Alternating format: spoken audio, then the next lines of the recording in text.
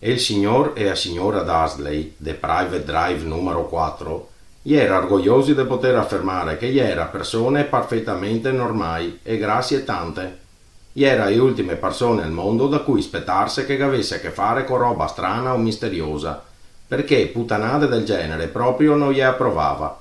Il signor Dursley era direttore di una piccola ditta di nome Candeo SRL che faceva spurghi.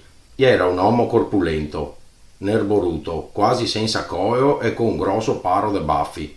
La signora Dursley era magra, bionda e con un coeo quasi 2 volte più lungo del normale, il che tornava assai utile dato che passava gran parte del tempo a slongarlo oltre la siepe del giardino per spiauciare i vicini. I Dursley aveva un tosato del nome Duilio e secondo iori non esisteva al mondo un puteo più bello di Duilio. I possedeva tutto ciò che si poteva desiderare, ma aveva anche un segreto, e il loro più grande timore era che qualcuno potesse scoprirlo.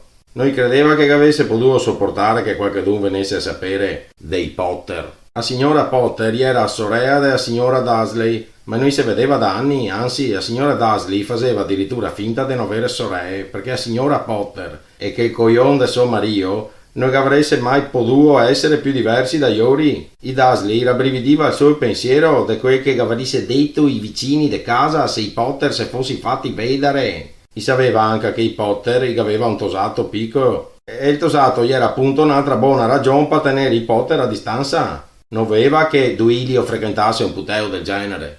Quando i Dursley si sveglia, che a mattina de che il martì grigio coperto col caigo in cui inizia la nostra storia, nel cielo nuvoloso, niente faceva presagire che robe strane e misteriose che da lì a dopo saria accadute per tutto il paese.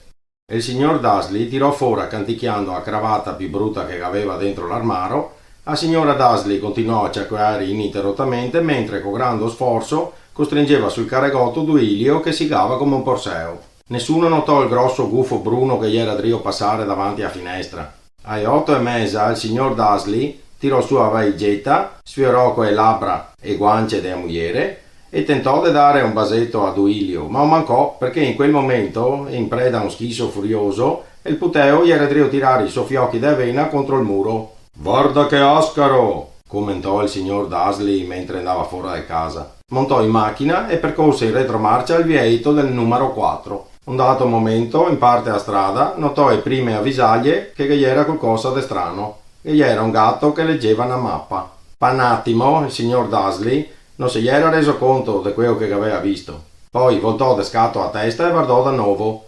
Che gli era un gatto soriano rito su esate posteriori, nell'angolo de Private Drive, ma de mappe neanche all'ombra. Ma che cazzo che aveva per la testa? A luce che aveva da aver gesugà un bel brutto tiro, se strofinò gli occhi e fissò il gatto, che ricambiò l'occhiata. Mentre l'auto svoltava l'angolo e percorreva un tocco di strada, il signor Dursley tenne ancora d'occhio il gatto dallo specchietto retrovisor. In quel momento il fein gli era drio leggere il cartello stradale che indicava Private Drive. No, non gli era drio guardarlo. I gatti non sa leggere le mappe e neanche i cartelli stradali. Il signor Dursley si tirò via da quei pensieri e allontanò il gatto dai servei. Mentre andava verso la città non pensò altro che al grosso spurgo che aveva da fare quel giorno al lavoro. Ma una volta arrivata qua al paese, successe qualcosa che fece uscire via da mente i spurghi. Fermo nel solito mulineo del traffico della mattina, non poteva fare a meno di notare che in giro gli era un sacco di persone vestite e scaturie. Che gli era anche gente con indosso dei mantei. Il signor Dursley non sopportava le persone che si vestiva a scaturie. Bisognava vedere come che si conciava certi giovani